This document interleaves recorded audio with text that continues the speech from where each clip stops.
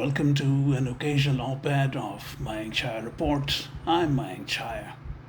The US bombing of 3 Iranian nuclear sites is fraught with the possibility that Tehran would become even more driven to produce nuclear weapons, albeit over a longer time frame. In the short term, the bombing of the nuclear sites at Fordow, Natanz and Isfahan, which President Donald Trump has described as having been obliterated, may seem like a victory, but over longer term it could well have guaranteed that Iran pulls out all stops to become a nuclear state. There are experts who believe that the bombing has ensured that Iran would have nuclear weapons in the next 5 to 10 years.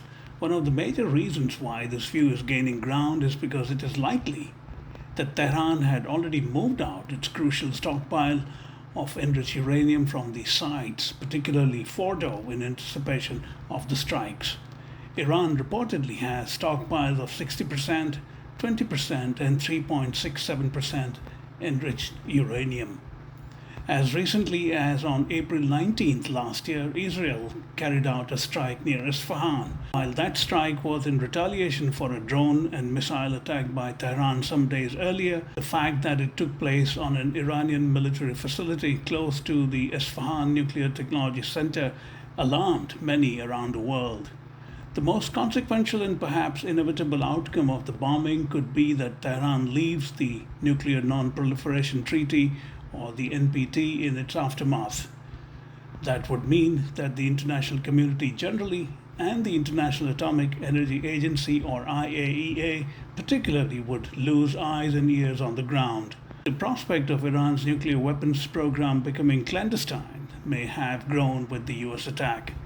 One of the points that's being debated now is the possibility of a regime change in Iran of the kind Washington unleashed in Iraq in 2003 after toppling Saddam Hussein and beyond. While that cannot be ruled out, its consequences may turn out to be counterproductive for America and Israel. It is true that Iran's draconian regime is widely unpopular, but the bombing could galvanize Iranians around the flag and its national pride, even if it means tolerating the current oppressive political and religious order in the near term.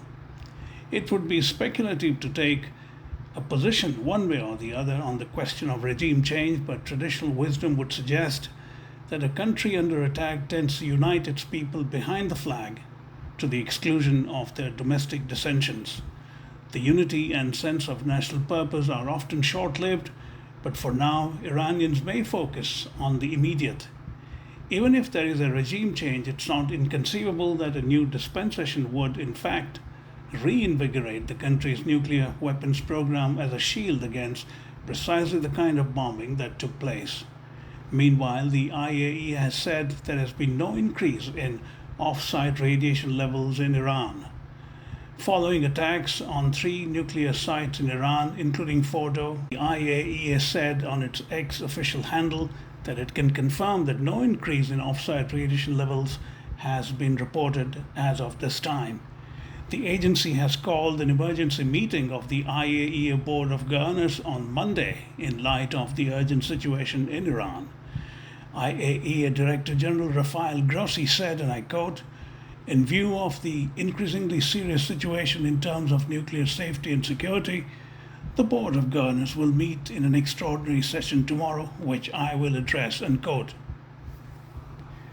Grossi said the agency did not expect there would be any health consequences for people or the environment outside the targeted sites. He reiterated his call for military restraint and said, "I have repeatedly stated that nuclear facilities should never be attacked."